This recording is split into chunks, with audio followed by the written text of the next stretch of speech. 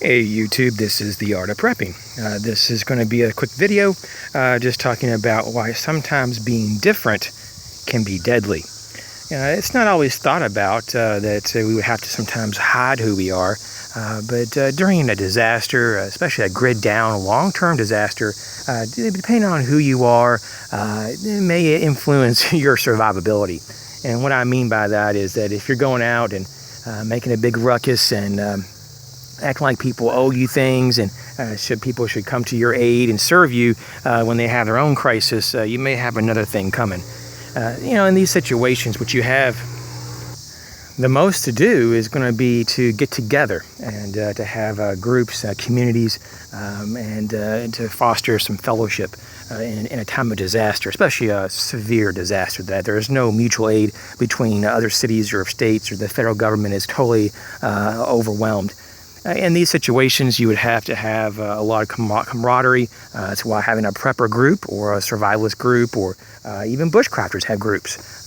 They may not call it, like an adventure survival group or some sort, but they have people that in a really dire situation, they could probably pull together, just like there, like a lot of people who have clubs. Clubs could be even like people who are like auto mechanics or something. I mean, anybody that has things to do that, they have things in common, have a higher likelihood of getting along, and they probably have groups. So that's how it is, and the world works like that. So when you don't belong to that group, and you're an outsider, and you don't really have any kind of affiliation, you're going to be kind of looked at as a little different. So I'm not saying that, you have to be a member, but to be a lone wolf, and that's what they call it.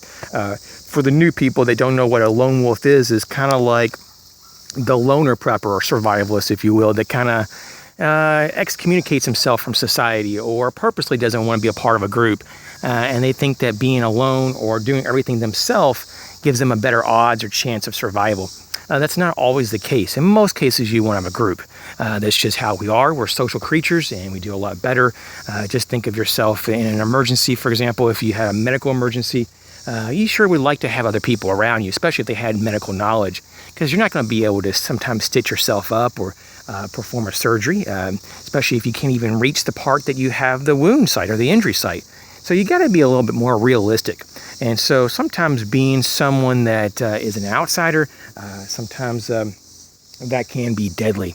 And so I just wanted to put that in there, because there's a lot of people who think, I'll just hunker down in my house, and hide in the basement and no one will find me. I'll just throw a lot of debris around the doorway and people think it's looted, and I'll just hunker down there for months, if not years, and I'll just survive on leaves and twigs and grass, and no one will notice me. Well, I'm sorry, but people will notice you, and people will probably see that you're very desperate when you come out looking for food after a few days, most likely, because you're probably not even prepared.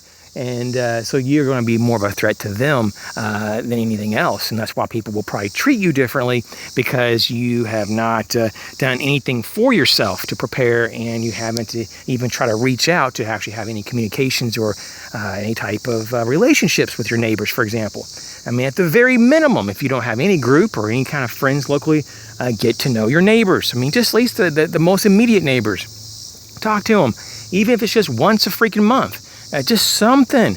Build some type of connection over the years. Even once a month, that gives you 12 times a year. Maybe you send them a Christmas card or whatever you celebrate. That could, and that over time can, maybe over 5 years, you got 5 times 12. So you can see that, okay, there's like 60 interactions there in 5 years. Not a great amount, but it is quite a bit when you consider it, how many things you can talk about in 60 conversations. So that really does work over time. I make sure that I try to at least say hi to my neighbors, and I'm fortunate that I have really cool neighbors, and I hope you do too. But just remember, sometimes sticking out and being an individual in today's society, which is kind of approved and it's supported, yeah, we're the newest and brightest, and try to be the most unique individual you can, which, goes a long way for your individuality, but you're not going to want to be this individual. You're not going to be this person that wants to stand out. And so you may want to practice a little bit more of an OPSEC, low-key approach. Maybe even start to learn some of the principles of being a gray man. Of course, gray man is just a euphemism, an overall blanket term. It means men and women.